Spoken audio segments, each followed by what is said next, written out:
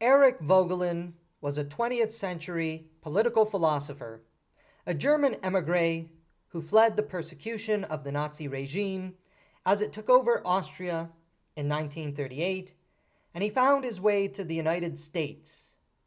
Voegelin spent much of his academic career at Louisiana State University, now the home of the Eric Voegelin Institute.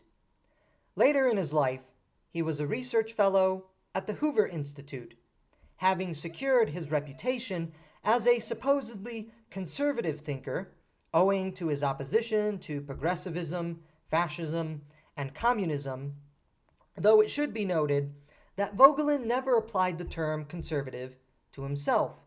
In fact, he had a very frosty, even combative relationship with many of the more famous conservatives of the Cold War era. But his most famous idea was that of Gnostic revolution and totalitarianism as part of the irrepressible conflict within human nature for political symbolism and representational meaning in life and in history. The idea of a Gnostic politics and Gnostic totalitarianism has been revived in the 21st century. However, it is very much detached and devoid of the meaning and the understanding that Voegelin used in describing Gnostic politics. Furthermore, despite the new discoveries about Gnostic religion in late antiquity, those who would complain that Voegelin used the term Gnosticism incorrectly also failed to either read or understand what Voegelin actually meant by using the term. Hint, he wasn't even remotely interested in the idea of Gnostic politics as something reflective of Gnostic religion. In this lecture, we are going to examine and summarize what Voegelin actually meant when he described Gnostic politics as a form of revolution and the totalitarian spirit. Political science is suffering from a difficulty that originates in the very nature as a science of man in historical existence. That is one of Voegelin's most important and famous phrases, his most famous sentence in the new science of politics. Following the eminent Greek philosophers of the ancient period, Voegelin accepted the fact that humans are political creatures, but he also went beyond the mere political animus of Aristotle. As political creatures in relation with others in some form of a political society, the cohesion of society and the lives we live are based on illuminated symbols of representation, symbols that help humans understand the cosmos they live in and the lives they are living in the historical moment in which they live. It would be more accurate to say Voegelin understood humans as symbolic creatures. We live and die by the symbols and their representative meanings, which give our own lives meaning in the moments in which we live. This is patently made clear in Voegelin's statement that mankind is illuminated through an elaborate symbolism in various degrees of compactness and differentiation, from rite through myth to theory, and this symbolism illuminates it with meaning so far as the symbols make the internal structure of such a cosmion as well as its existence as a whole, transparent for the mystery of human existence. This symbolless existence, to which politics itself embodies, is a variation of what Leo Strauss and other political philosophers have called the theologico-political problem, or what some of us also know as civil theology. Political symbolism achieves the unity of all the different strands within society, which makes life palatable and ultimately united in some common goal. Humanity's metaphysical impulses are directed toward symbols of representation, which guide self-understanding.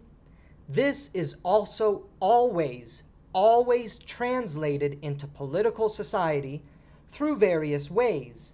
For Voegelin, the importance of Plato, for instance, was that he was the first systematic political philosopher who understood that political society and philosophy itself is based on symbolism. However, the force by which political symbolism draws people together also has a darker side to it. And that darker side to political symbolism, as it becomes political ideology, is what Voegelin was concerned with. Voegelin was an ardent anti-Nazi and anti-communist on this account, opposition to the darker side of political symbolism, and the fanaticism it elicits in its supporters. He saw both Nazism and communism as acidic manifestations of Gnostic totalitarianism, which threatened the unique civil freedoms of the West. Voegelin was, therefore, part of the long tradition of institutional and civil freedom that saw other prominent 20th century thinkers, like Michael Oakeshott, defend against those revolutionaries who would destroy institutional order in the name of progress, perfection, utopia, and destroy the relative freedom and openness that such institutions and civil laws protected. Voegelin was very acute here to point out the double game played by Gnostic revolutionaries and totalitarians, who promised freedom but always enacted cruelty and oppression wherever they tread, leading to death and destruction writ large. The crisis of modernity, Voegelin argued, was the crisis of Gnostic revolution and Gnostic totalitarianism. This was a long time in the making, not something that suddenly emerged in the 19th century with the French Revolution or the philosophies of Hegel, Comte, or Marx, though they all feature prominently as avatars of Gnostic revolution in Voegelin's eyes. It goes back to the origins of political society itself. It goes back to human nature and the need for symbolism and representation in life. As Voegelin said, political science is suffering from a difficulty that originates in its very nature as a science of man in historical existence. So here, Gnosticism, as Voegelin uses the term, is not merely the esoteric mystery religions of late antiquity, but a condition of the soul in which representational symbolism provides meaning for existence. We are creatures of symbolism and representative meaning, and Gnosticism provides a symbol of meaning for political life to which we endeavor to manifest in history to eliminate our restless anxiety. According to Voegelin, what dominates and what controls and what defines human existence is a sort of restless anxiety, a restless soul that seeks meaning through symbols and symbolism. And this is what Gnosticism is fundamentally about, the providing of meaning through symbols in political life that would take away the restless anxiety of the soul. The early stages of this crisis played itself out in the civilizational and intellectual battles of antiquity and late antiquity, suppressed through the victory of Augustinian Christianity, before re-emerging about a millennia later, near the end of the Middle Ages, and proceeding forward with terrible fury in the Enlightenment and modernity. For Voegelin, The root of Gnostic totalitarianism and revolutionism lies in metaphysical alienation, hatred of the existing order of the world that stems from that alienation, and the desire to forcibly create a new symbolic reality to dedicate one's life, which will, in that feverish dedication, take away the alienation that is at the heart of the Gnostic spirit. The Gnostic fervor is the attempt to direct the disordered soul to symbols that promise meaning and order, two things that the soul is always seeking. While I was a graduate student at Yale, I undertook my thesis on Augustine and his criticism of Roman civil theology as a form of cultural criticism. And Augustine is very important in Voegelin's understanding of what the contest of philosophy and political philosophy is all about. Voegelin identified the crisis and fragmentation of the Roman Empire in the West as one of the turning points in the development of Western society. The eastern half of the empire was absent from this crisis, with contingent ramifications for the birth of Russian civilization still relevant to today's world, but we will ignore that in this lecture. To summarize ever so briefly, Augustine's political theology in the City of God brought about the de-divinization of the world and the individualization of human consciousness and society, which suppressed the widespread symbolic belief of cosmic wholeness, integral to the preceding symbolic representations of society. The symbols that govern Augustinian consciousness, the Augustinian soul, was simply the individual soul and the individual heart in its love and pilgrimage to God. This is a symbol at once universal, but also particular to each person and their loves, a cornerstone of Augustine's argumentation in the City of God, and therefore stood in radical contrast to the collectivist implication of cosmic wholeness and collectivism common to Near Eastern political mythology, cosmic stoicism and rationalism in Greek philosophical thought, and the eternal imperial city of Rome and its ideology of Romanitas. Prior to Augustine, this world was the plaything of the immanent eschaton, the emerging and emergent cosmos at the center of collective cosmic action. The empires of the Far East and the Near East understood themselves and their societies as earthly manifestations of cosmic immanence and order. Anyone deeply familiar with the cosmogonic theologies and literature of the Mesopotamian world understands this. It also serves as the backdrop to the Bible, especially the Old Testament or the Hebrew Bible, as Voegelin so keenly pointed out in his own writings.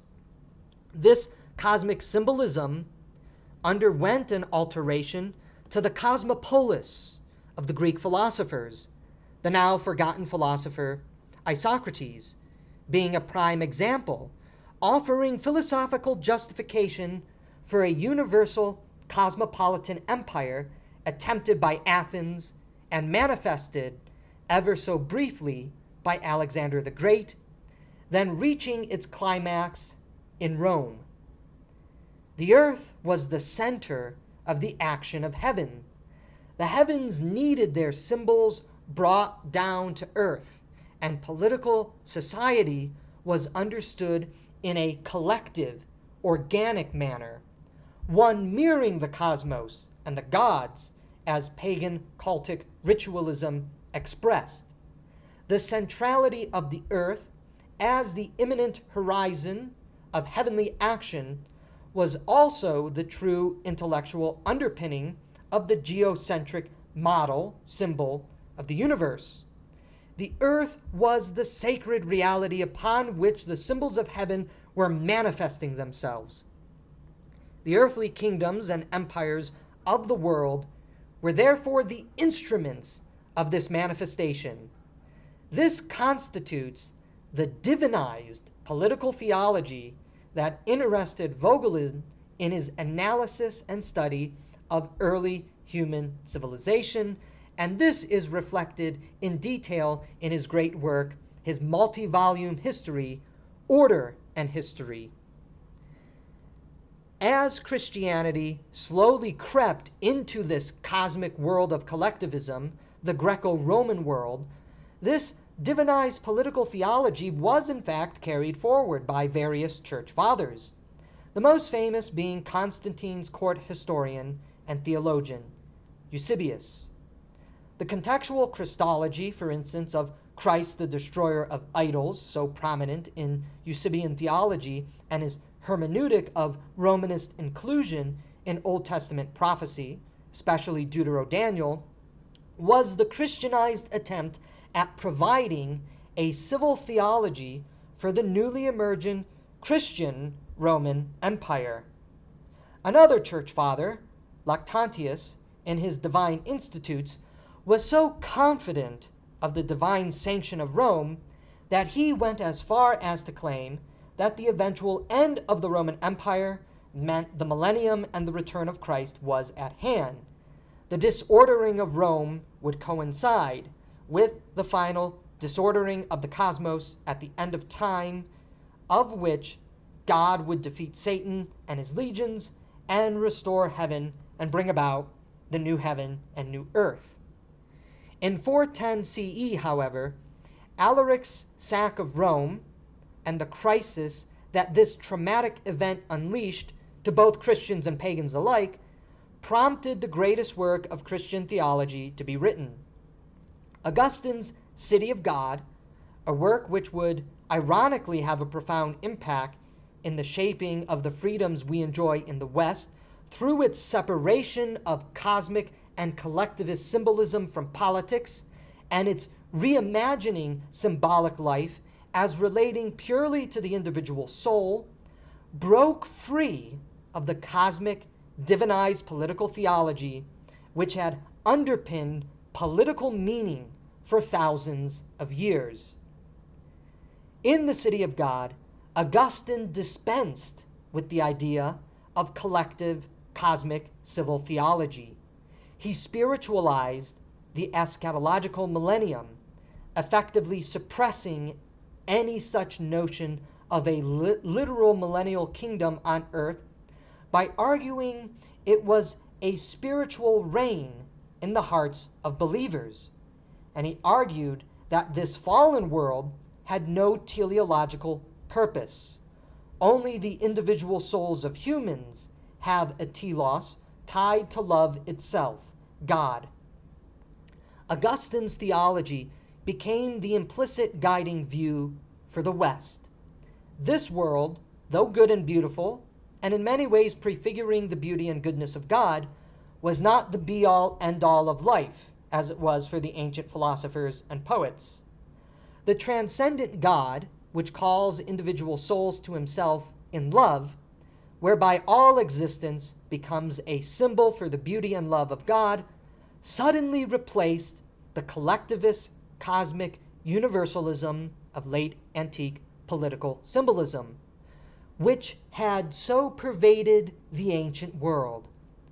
Augustine's de-divinization of the world, ironically, made possible the emergence of civil freedom, a separation of heaven and earth that was previously unified in the preceding imperial civilizations and only tentatively continued by illiterate observers of European Christendom unfamiliar with the divinized cosmogonic politics of the world before Christianity. Augustine's unintentional gift included an individualized understanding of society that displaced the collective and organic cosmic understanding of society. Society was, for Augustine, but a loose collection of individual souls with individual loves, only loosely tied together by a weak civil authority, as he famously argued in Book 19 of The City of God. The symbolism for Augustinian society was simple, based on the message of Christ: love of God and neighbor under the peace provided by the temporal ruler as part of the individual journey to God. Nothing more, nothing less. No grand collective cosmic destiny or vision, just a sojourning, pilgriming lover with other lovers under the gaze of God, inviting one to be beautified by the spirit of charity. This paved the way for the individualized societies we have largely taken for granted throughout the Western world, where a life of spirit, art, poetry, spirituality, what Augustine called true romance on one side exists, and then the unexciting politics of pragmatic order and peace on the other side, coexisting on separate planes.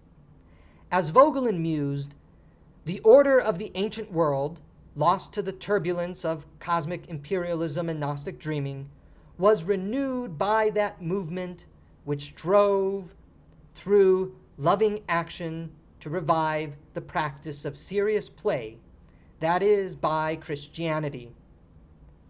Augustine's separation of spirit and politics allowed for the return of serious play, civil and societal freedom, and the emergence of festival artistry to arise without subjugation to cosmic imperialism, the cosmic imperialism of Gnostic dreaming. Augustine's delinking of metaphysical symbolic life from politics was the greatest achievement for the advancement of freedom in the history of the world, according to Voegelin. It is no surprise, then, that Voegelin quotes Augustine as his lead into his multi-volume Order and History, as he quotes directly from Augustine, "In the study of creature, one should not exercise a vain and perishing curiosity, but ascend toward what is immortal and everlasting." This de-divinized world, birthed by Augustine, however, came under scrutiny during the High Middle Ages, before erupting with violence during the Reformation.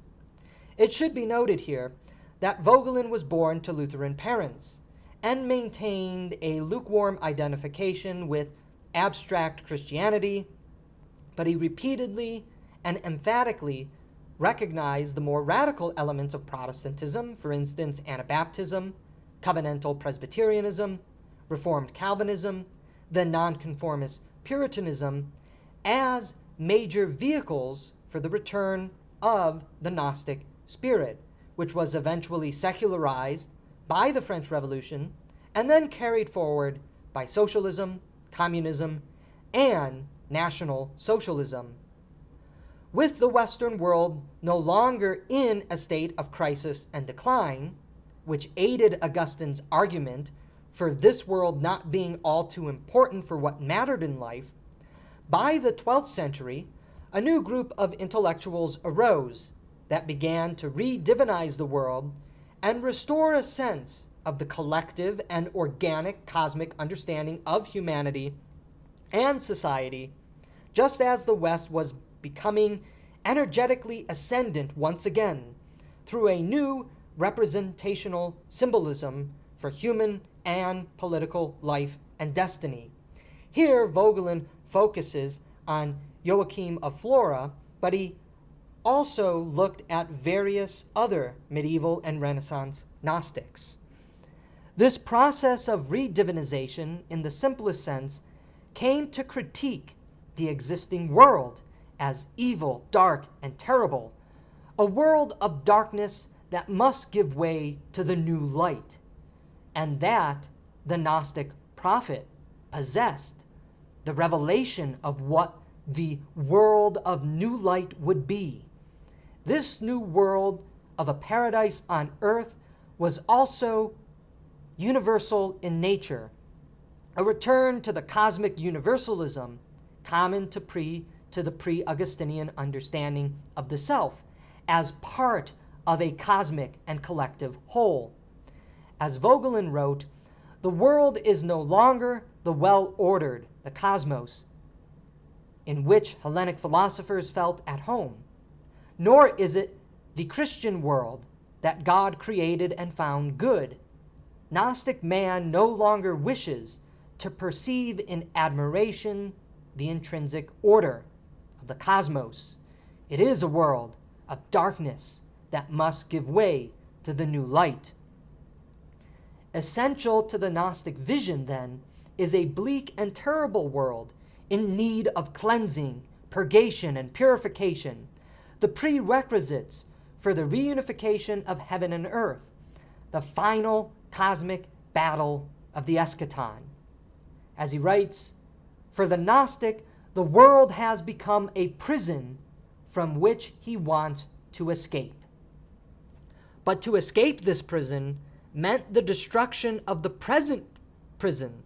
The present world is a prison, and its replacement by the new symbols of cosmic and heavenly perfection, the utopia dreamt by the Near Eastern empires of the Iron Age and their modern utopian descendants. Thus was reborn the Gnostic dream of eschatological revolution, one that cleaved the world in two in pursuit of realizing its world of new light that served as the basis for understanding human and political existence. From the Gnostic mysticism, Voegelin writes, of two worlds emerges the pattern of the universal wars that has come to dominate the 20th century. We are familiar with this dichotomy by second nature in all the manifold ways it exists in our world now in the 21st century. Progressive versus reactionary, light versus darkness, tolerant versus intolerant, democracy versus autocracy, enlightened versus deplorable, and so on and so forth. The bifurcation of the world into two, a quintessential aspect of Gnostic mysticism, was the cleavage point that allowed Gnostic revolution. It gave the Gnostic revolutionary the target of their ire, but also provided the rhetoric for restoration, a reunification of the symbolic with the political through revolutionary fire. Gnostic revolutionism, therefore, entails the redivinization of the world under the old cosmic imperialism and collectivism of the mystic past, which was lost through the vicissitudes of history, but can be restored in the present day. Readers of Rousseau and Marx will realize here how much they really do fit this Gnostic mold that Voegelin describes. A world split in two, a world that is a prison, a world that leads to alienation, a world that must be destroyed in order for the pure world, the perfect world, to subsequently exist. Seminal to this redivinization was the ritualistic symbolism and metaphysical spirit which provided representation and classification for unity brought forth by cosmic conflict. The Gnostic revolution had its sacred texts, its prophets, its salvific heroes, its saints. It also had its heresies, its false prophets, its demons and enemies drawn out from the binary world of antagonism it had crafted for itself.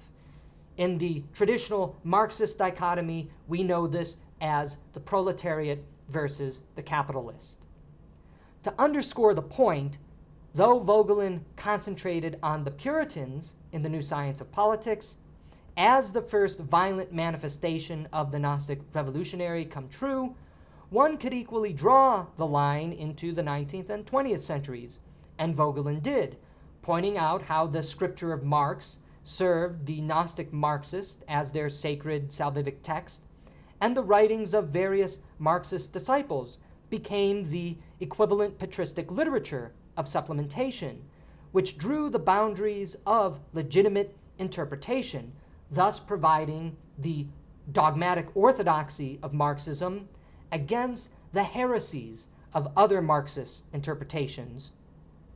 Moreover, deviation cannot be tolerated. Thought and consideration outside the Gnostic system must be suppressed. Such persons who ask questions will have to be silenced by appropriate measures, Voegelin says, in describing the totalitarian spirit which guides the modern Gnostic. Sound and look familiar, doesn't it? The world was not made up of individual souls with individual loves, per Augustine, wrestling with each other through the drama of life on their pilgrimage to heaven or hell, which had served for nearly 1,000 years as the Western understanding of itself and the world. The world, according to the Gnostic revolutionary, was needing to be destroyed so the true heaven could arise on earth. The cosmic paradise must be brought back to earth, just as the old empires of the ancient past had believed. In reality, Marxism proclaims not workers of the world unite, but workers of the eschaton unite. This has now become the dominant symbol of political representation in modernity, the symbol of utopia replacing the evil, dark world that currently exists. There are new cosmic collectivist symbols and visions to which we must dedicate our lives, thereby providing us the meaning in the meaningless world we find ourselves, and that all the organs and institutions of politics and society must conform in order to make manifest. Any dissent from this conformity to the new collectivist symbols of society must be punished, if not completely eradicated. Once again, sound and look familiar, doesn't it?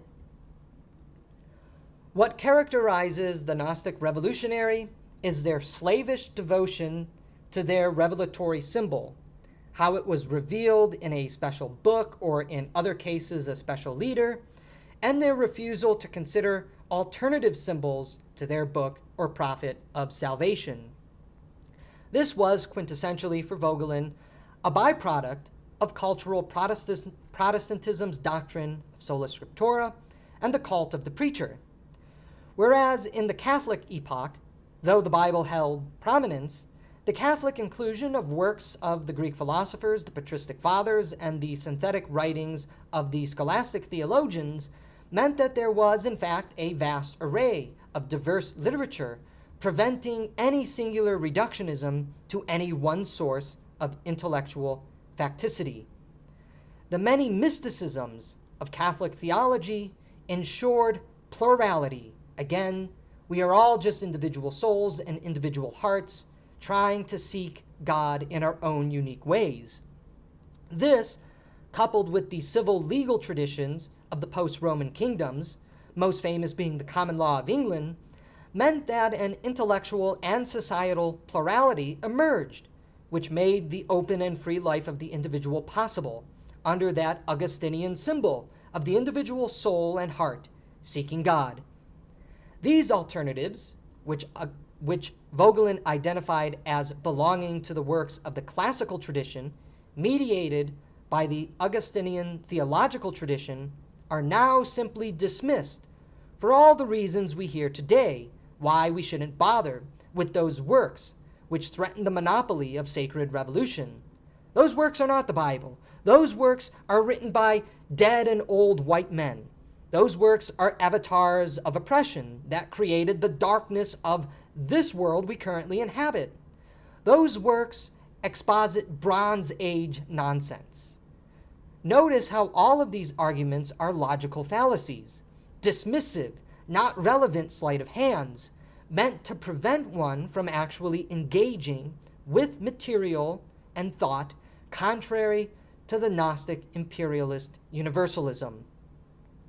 There is no serious intellectual consideration, according to Voegelin, given to those who challenge the Gnostic revolutionary and their special revelation. Just deflection and dismissal alongside name-calling. In progressivist language, for progressivism, according to Voegelin, is a form of Gnosticism writ large, out with the old and in with the zeitgeist. In its mature manifestation, according to Voegelin, Gnostic devotion to the salvific manual, or the book, as Michael Oakeshott described it in Rationalism and Politics, necessarily leads to universal repression. Repression of the soul, repression of the mind, repression of life itself. Deviation from Gnostic revelation is tantamount to apostasy, punishable by excommunication or death. More often death, as the examples of the 20th century show. Life is made miserable for anyone who takes an alternative stance to the Gnostic dream world, because this furthers the symbolic representation of unity by finding a scapegoat to attack. Unity is restored by the dissenter through the assailing of the dissenter who broke the collective unity by challenging the symbols that had previously united all. In Gnostic civilization, Voegelin writes, the truth of the soul does not return to compactness, but is repressed altogether. This repression of the authoritative source of order in the soul is the cause of the bleak atrocity of totalitarian governments in their dealings with individual human beings.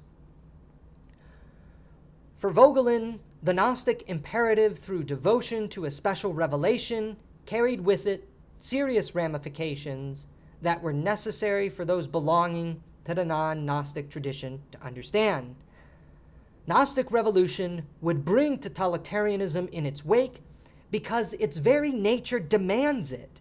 It would be the totalitarianism of horrific repression rather than the bland authoritarianism of hierarchical command control. The barriers against Gnostic totalitarianism were the 1,000 years of institutional and legal frameworks that had slowly emerged through the vicissitudes of history and jurisprudence. Institutions, constitutions, and codes of law were not the mediums of oppression, but the codified codes establishing rights and liberties within society, something that, for instance, Gnostic libertarians seem apt to always forget. Freedom within the law, freedom within civil society, freedom protected by institutions. Otherwise, we just have a free-for-all, a world in which everyone is fighting one another. This tradition of civil and institutional freedom, imperfect, yes, but that's the point, for no perfection is to be had in this world, took strongest root in England and then the United States, precisely because the Puritan revolutions failed and the recovery of the classical tradition remained strongest in the universities salvaged from Puritan infiltration and ire. The Gnostic revolutionary, then, aims at the corruption and the destruction of the institutions and laws that have prevented their lustful ambitions and violent millenarianism from taking hold.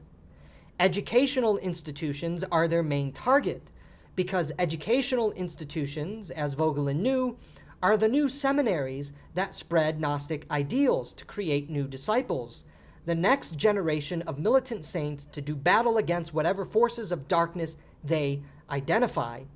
This is why the Puritans in history were so desperate in their attempt to seize Cambridge and Oxford, and were enthusiasts for universal education, under their control, of course, and nobody else's. Once again, doesn't this sound and look familiar? Further, Gnostic revolutionaries identify these institutions of civil liberty as the veils hiding the darkness of the oppression plaguing the contemporary world, to which they will either eradicate in their most violent form, or that they will purify in their professed moderate iterations. What became clear in the 17th century from the dominance of Gnostic totalitarianism and its symbols of representation back to a collective cosmic vision of paradise come to earth was that the Augustinian symbol of the individual souls only loosely united under the protection of a civil constitution wherein our ultimate destination is not paradise on earth but paradise beyond was no longer tenable. It was no longer the symbol that drew the human soul together. The symbol of God, self, and neighbor, unified through the loving heart, had cracked under the weight of a new Western ascendancy, which saw itself as the center of cosmic action, bringing forth a new paradise on earth. Recognizing this problem, Thomas Hobbes, a first-rate thinker and political psychologist according to Voegelin, emerged on the scene to fight against the universal Gnostic ambitions by offering the national Leviathan as the compromise, salvaging the concept of Augustinian civil authority, but sacrificing the individualism inherent to it and including elements of collectivized Gnosticism to form the blending of old and new as the synthesis to prevent further disordered revolutionism. From Hobbes also emerged the constitutionalism of the American Revolution, which sought the same goal of holding back the passions of revolution. Somewhat ironic, since the American Revolution is what gave birth to the United States in the first place. Civil authority, or the Leviathan for Hobbes, the Constitution for Americans, was the new symbol of unity at the national level, which sought to ward off the Gnostic temptation of transfiguring society writ large and the world revolutionary spirit. The Leviathan, or the Constitution, must be the sacred symbol on which anti-revolutionary politics is oriented. As Voegelin wrote, the idea of solving the troubles of history through the invention of the everlasting Constitution made sense only under the condition that the source of these troubles, that is, the truth of the soul, would cease to agitate men. However, as Voegelin is also pointing out, as he is praising Hobbes, he is also undercutting Hobbes, because classical liberalism, or what we call classical liberalism in our historical understanding of political philosophy, denies the summum bonum, the eschaton, and the soul, because the original liberal architects, Hobbes foremost among them, perceived the immanentist and metaphysical lust of the Gnostic revolutionaries as the problem plaguing society, and tried to solve the problem by denying the genesis of the problem at its axiomatic foundation. There is no highest good to live by in classical liberal philosophy. As Voegelin writes, Hobbes countered the Gnostic immanentation of the eschaton, which endangered existence, by a radical immanence of existence which denied the eschaton. Additionally, death becomes the greatest evil, and if life cannot be ordered through orientation of the soul toward a summum bonum, the highest good, order will have to be motivated by fear of the greatest evil. And isn't this the problem that those of us living in historically liberal polities are now facing? We don't know what the highest good in life is. We are overcome by a restless anxiety, a confusion seeking meaning. And as we seek meaning, we are constantly told to fear something in order to draw us back in line. By denying paradise, both temporally and transcendentally, Hobbes temporarily paused the lust for eschatological revolution, permitting that returned to a bland, unexciting, pragmatic politics, which gave rise to the ideology of scientism promoted by Francis Bacon. This rest, however, came at an insufferable price, as mentioned, the metaphysical impoverishment of the soul. Human nature's yearning for transcendence and its metaphysical impulse for symbols could only be ignored for a short time.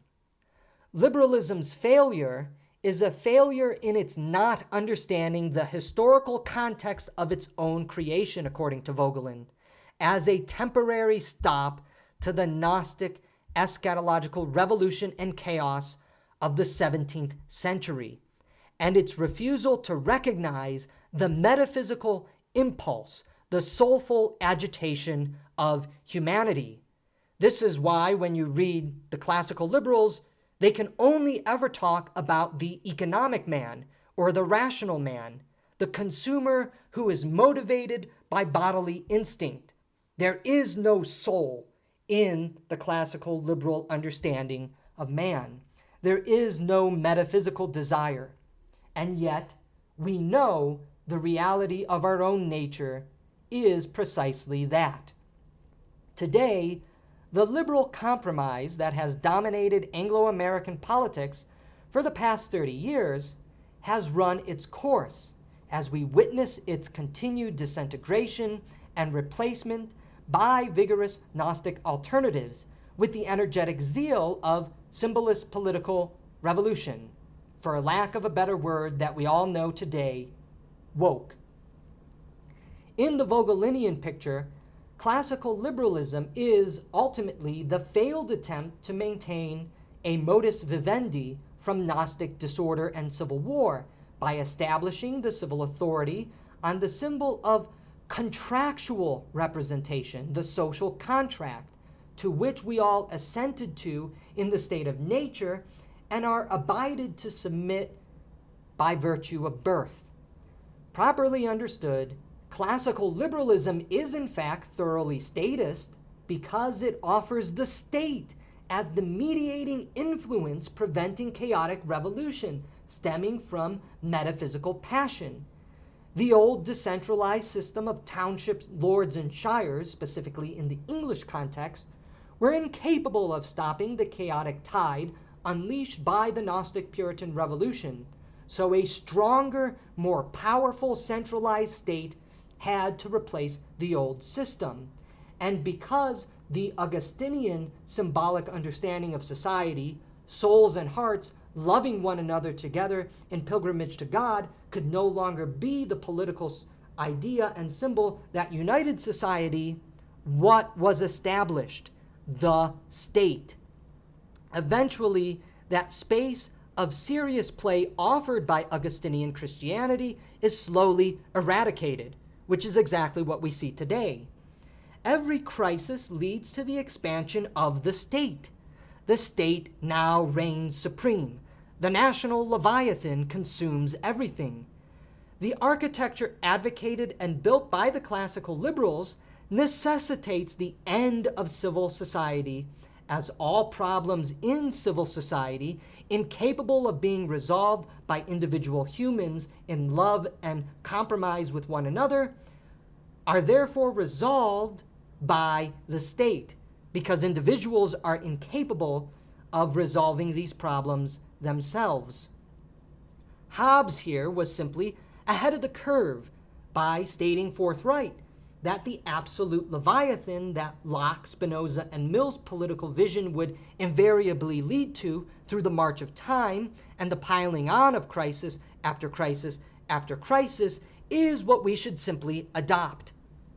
Lastly, Voegelin sardonically notes that those liberals who rediscover their metaphysical yearning, that soulful agitation within them, will very quickly and easily make the transition to communism, because liberalism is the perfect transitionary ideology for it, an ever-expanding state, alleviating our temporal ills, which are already the symbolic idol of our devotion in this life, and because communism has a luster and allure, of metaphysical implications that liberalism denies to itself, making it ultimately insufficient for the metaphysically restless.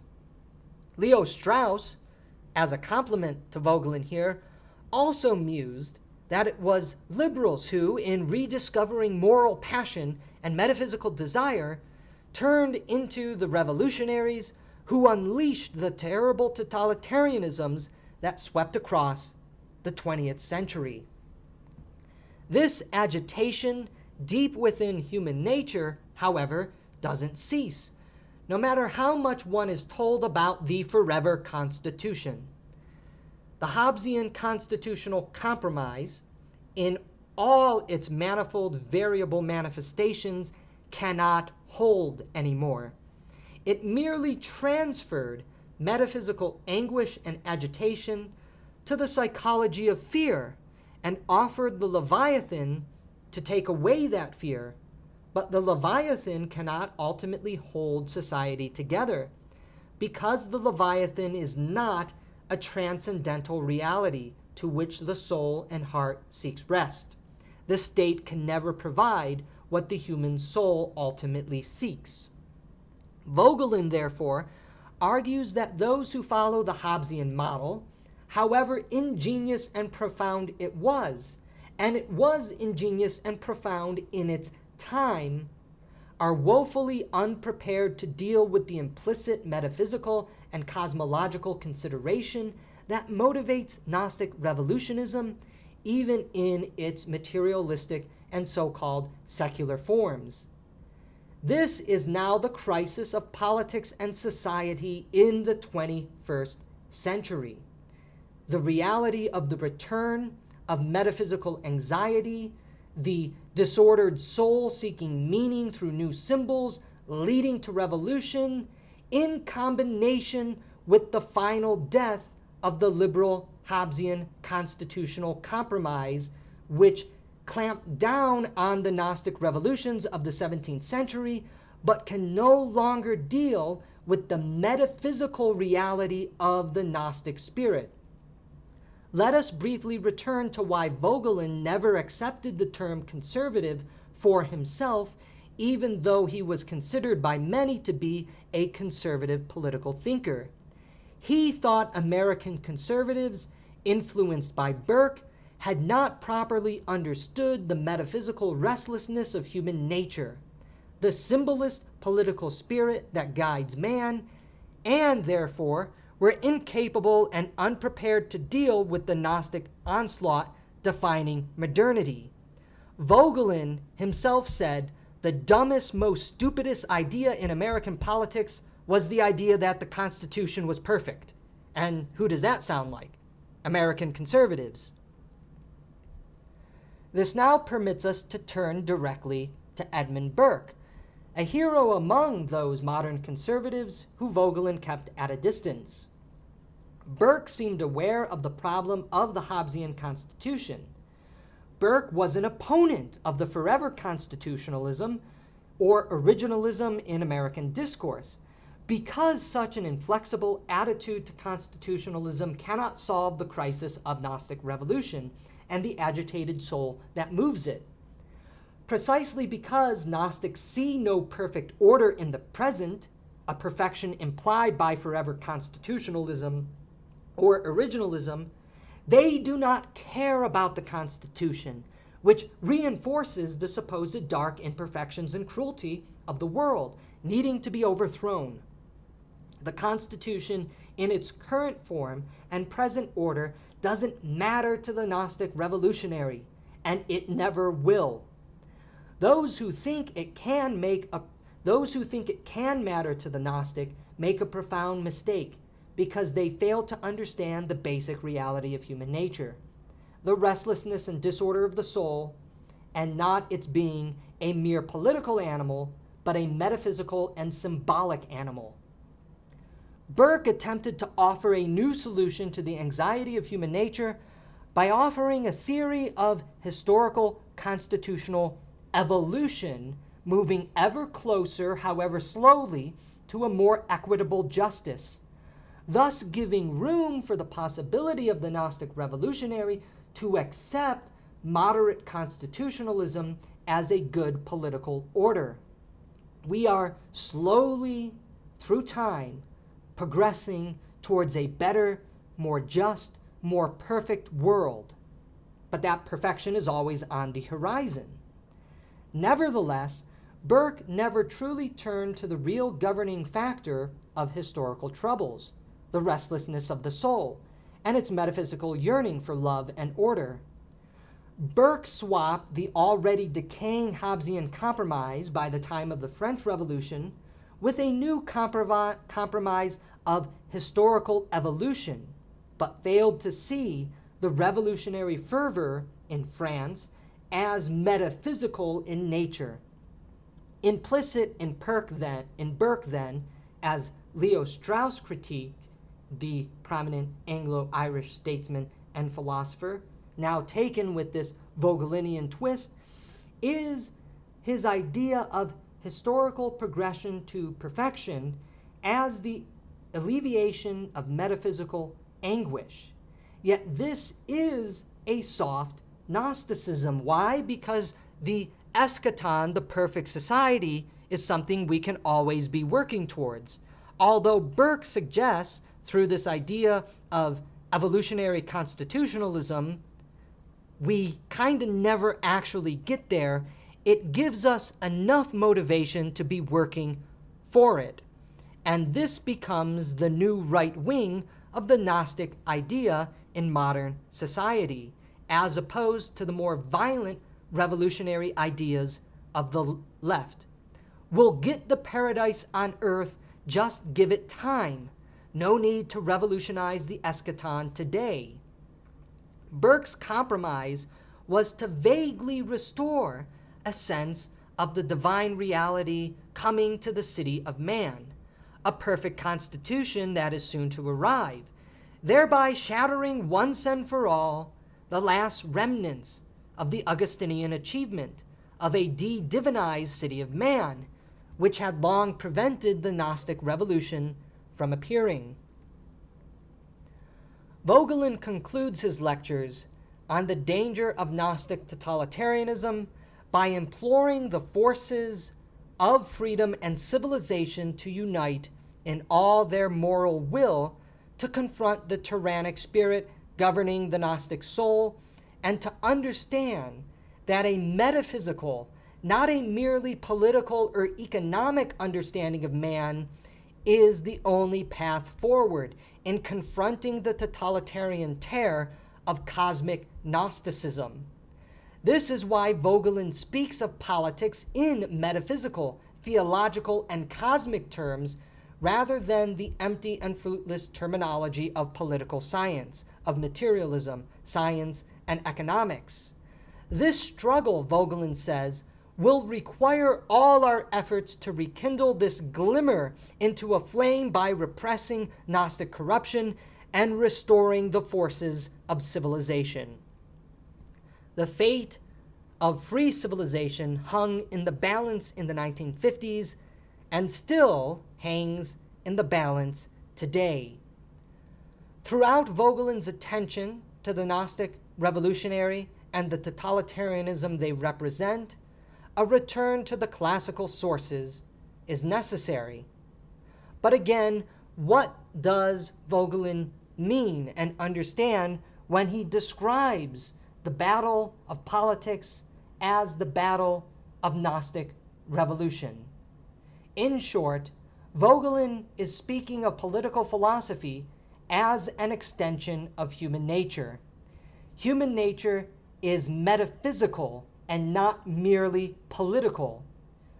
We live by symbols and we organize our individual lives and our societal lives in accord with symbols.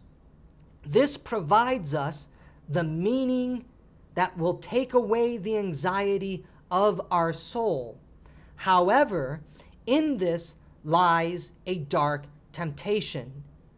The desire to view this world as evil and dark and superstitious, as oppressive, a world in need of destruction in order for our cosmic symbol to manifest itself all over the world.